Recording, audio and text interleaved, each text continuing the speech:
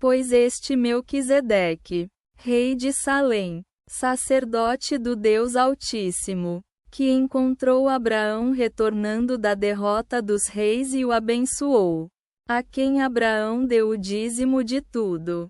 É descrito primeiro como rei da justiça e depois também como rei de Salém, que é rei da paz.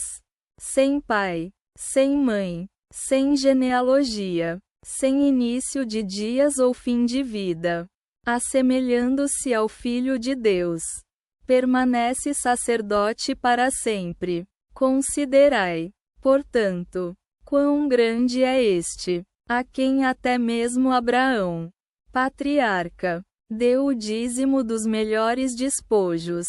E aqueles que recebem o sacerdócio dos filhos de Levi têm ordem de receber dízimos do povo, isto é, de seus irmãos, embora também sejam descendentes de Abraão. Mas este, cuja geração não se conta entre eles, recebeu dízimos de Abraão e o abençoou, a quem as promessas haviam sido feitas, sem qualquer contradição. O menor é abençoado pelo maior. E aqui os homens mortais tomam dízimos. Ali, porém, aquele que testemunha que vive. E assim, por dizer de algum modo, Abraão e Levi, que recebe dízimos, foram dizimados, pois ele ainda estava nos lombos de seu pai quando Melquisedeque o encontrou.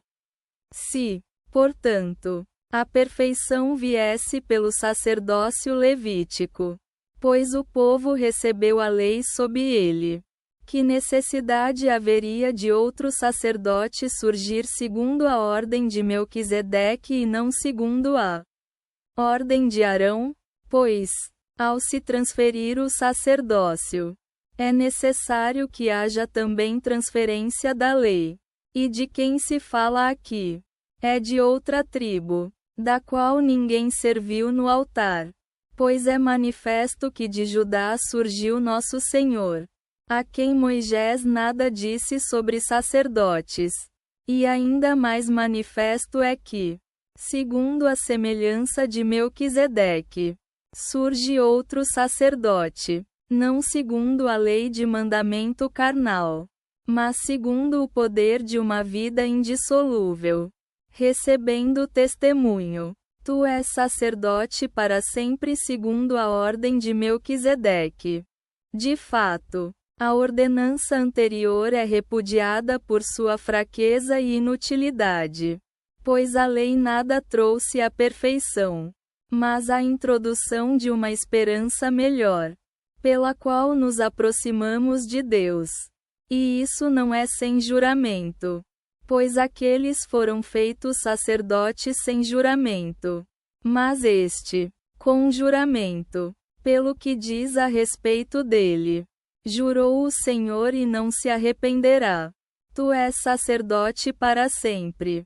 E assim Jesus se tornou garantidor de um testamento melhor, pois os anteriores foram feitos muitos sacerdotes, porque a morte os impedia de permanecer. Mas este, porque permanece para sempre, tem um sacerdócio imutável. Portanto, pode salvar eternamente aqueles que se aproximam de Deus por ele, sempre vivo para interceder por eles. Tal sacerdócio convinha, pois, que tivéssemos, santo, inocente, imaculado, separado dos pecadores e elevado acima dos céus, que não tem necessidade diária, como os sacerdotes, de oferecer sacrifícios primeiro pelos próprios pecados e depois pelo povo, pois isto ele fez uma vez por si mesmo, oferecendo-se. A lei, de fato, constituiu homens sacerdotes com fraquezas. Mas a palavra do juramento, posterior à lei, aperfeiçoou para sempre o Filho,